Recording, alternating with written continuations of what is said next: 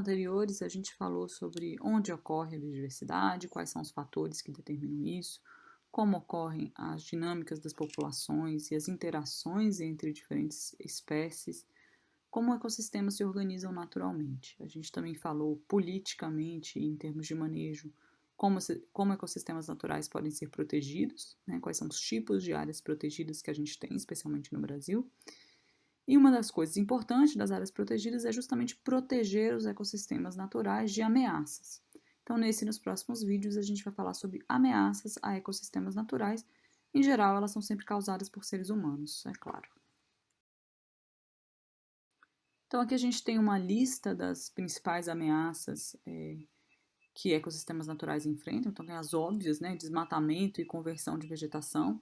Então, quando uma área, a vegetação natural é simplesmente substituída por qualquer outro tipo de uso, seja uma área urbana, seja uma área de monocultura, seja uma área de pastagem, seja uma área de plantios diversos. Mesmo que a gente transforme um ecossistema natural numa agrofloresta com espécies plantadas, isso é uma conversão, isso também é uma ameaça ao ecossistema natural. Fragmentação, quando às vezes a área em si diretamente não é impactada, mas ela se torna um fragmento tão pequeno que ela pode estar mais sujeita a diversos tipos de ameaças. E aí a gente vai falar mais tarde do efeito de borda, mas efeito de borda de várias maneiras, inclusive de invasão de espécies exóticas, entrada de pessoas e animais domésticos, por exemplo, e por aí vai. Incêndios são sempre uma ameaça, nem todo fogo é uma ameaça, mas certamente todo incêndio, que é um fogo descontrolado, é sim uma ameaça.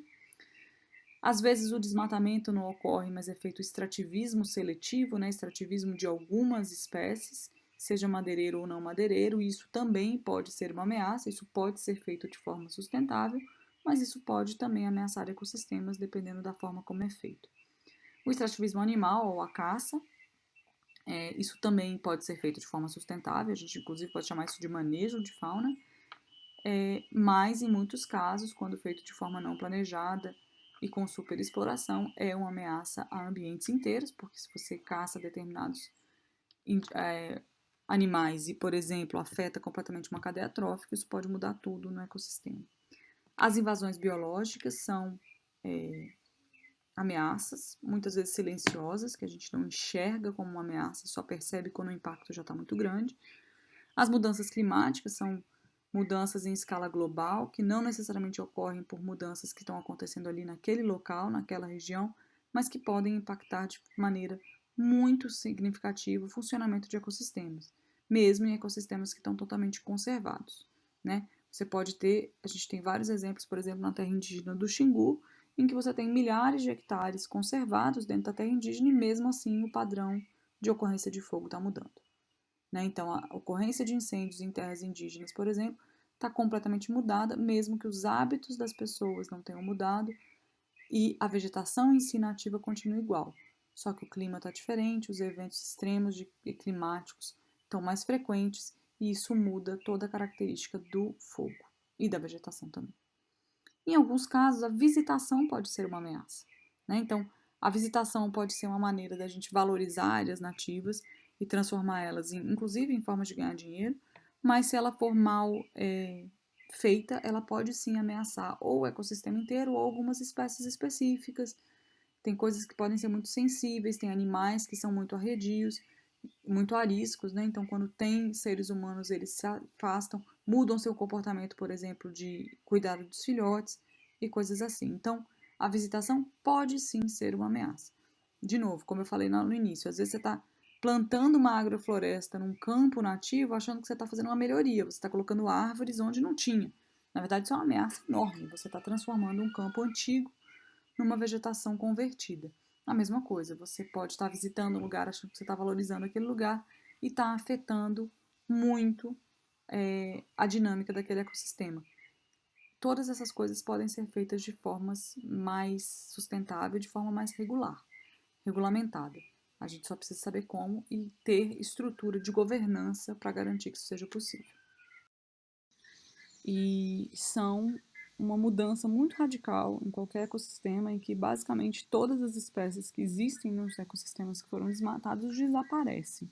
Algumas espécies animais são capazes de transitar nas áreas desmatadas e convertidas para, por exemplo, monoculturas, mas raramente elas de fato conseguem estabelecer populações que se mantenham apenas nas áreas convertidas, com algumas exceções, óbvio, né? Existem espécies nativas que se tornaram praticamente ruderais e vivem em cidades e vivem em plantações, né? Mas isso não é o padrão, a maior parte das espécies nativas.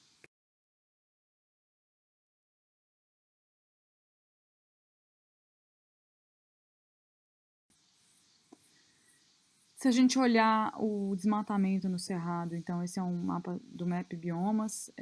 O Map Biomas é uma ferramenta muito interessante, tem nesse site mapbiomas.org, com todas as imagens de satélite de vegetações do Brasil nos últimos 30 e poucos anos. E é impressionante como a gente consegue, mesmo sem entender muito de geoprocessamento, cada um consegue fazer os seus próprios mapas e usar suas seleções. Então, você pode selecionar só o cerrado, só a expansão agropecuária e silvicultura, por exemplo, como eu fiz nesse mapa.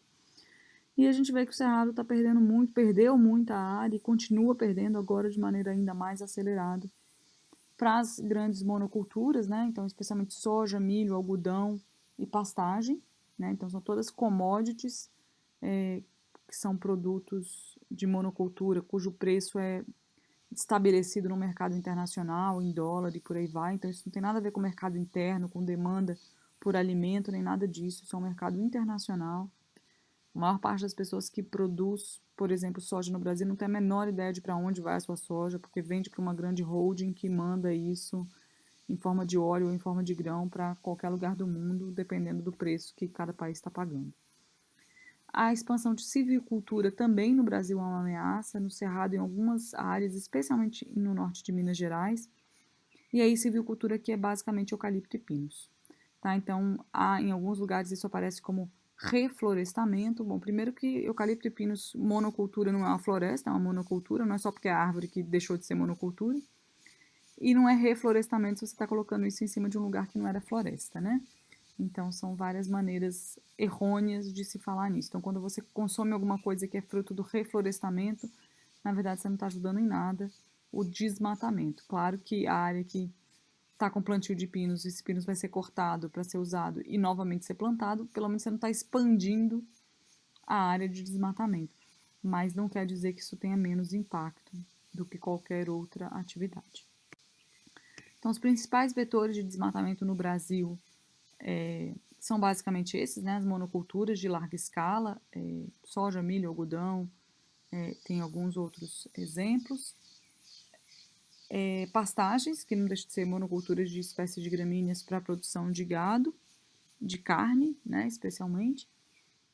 E desmatamento para a produção de ferro-gusa no Cerrado é uma coisa importante. Então, as carvoarias no Cerrado ainda existem, são muito vorazes no consumo da lenha das madeiras do Cerrado. Isso está ficando menos comum, inclusive por causa de legislações que exigem que as indústrias de ferro-gusa e outras indústrias que demandam alta quantidade de energia usem madeiras de eucalipto e pinos, o que eles chamariam de plantações, né, de silvicultura, mas de qualquer maneira, para implementar essas silviculturas, muitas vezes as áreas de cerrado são desmatadas. Então, esses são os nossos principais vetores de desmatamento no Brasil, mas também no Cerrado. Em alguns lugares específicos, existe também a expansão urbana, né? Então, no Distrito Federal, por exemplo, muitas vezes o estabelecimento de condomínios leva ao desmatamento, à conversão de áreas nativas de cerrado. Numa escala muito menor do que se a gente pensar na escala de Brasil, onde milhares de hectares às vezes são desmatados num dia para estabelecimento de cultura de soja, por exemplo. Outra coisa que eu falei foi no efeito de borda, né, na fragmentação. Então, muitas vezes, se você tem uma área grande de vegetação nativa e, por exemplo, você tem 1.000 hectares e ele é desmatado de forma a deixar vários fragmentos de 100 hectares, o funcionamento ecossistêmico desses 100 hectares vai mudar completamente, né? Então, vai mudar. Se você tiver um ambiente florestal, como tem nessas fotos aqui, as diferenças entre a borda e a área conservada são muito fortes, né? Então, a umidade, a luz, a temperatura, o vento, quantidade de predadores e parasitas é muito contrastante, né? Então, como se você tem uma floresta, uma pastagem, o jeito da luz solar entrar, o vento, etc. Isso é muito diferente. Isso também acontece em áreas abertas, como em campos e savanas do Cerrado, mas aí não é tanto uma questão abiótica, é mais a questão da entrada das espécies invasoras, a entrada do gado, por exemplo, nessas áreas nativas. E o que acontece é que o efeito de borda reduz a qualidade e o tamanho efetivo de cada fragmento. Então, se você tem um fragmento de 100 hectares de floresta em meio a pastagens, na verdade, toda a borda vai estar sendo degradada. E, em vez de ter 100 hectares, o seu fragmento vai ter, de fato, por exemplo, 80 hectares. E daqui a um tempo, se a gente tiver muita entrada de espécies invasoras, muita entrada de fogo, talvez o tamanho total do fragmento seja 80 e o tamanho efetivo seja menos ainda. Isso vai diminuindo a qualidade da área nativa e, portanto, a qualidade dos ecossistemas e dos nichos disponíveis para as espécies. E aí você pode ter perda de espécies, mesmo que a vegetação esteja aparentemente conservada. Então, esse é o perigo do efeito de borda. E isso acontece muito mais em áreas mais fechadas, né, em que as diferenças abióticas de temperatura, luz e umidade são maiores, mas também ocorre nas áreas mais abertas de campos e savanas. Os incêndios são sempre muito desastrosos em qualquer tipo de vegetação, mesmo na vegetação do cerrado, que é uma savana e, portanto, uma vegetação que a gente chama de pirofítica. Mas quando a gente tem incêndios no cerrado no final da estação seca, atingindo vegetações que são sensíveis, como as florestas e as matas de galeria, esses incêndios são sempre fontes de degradação.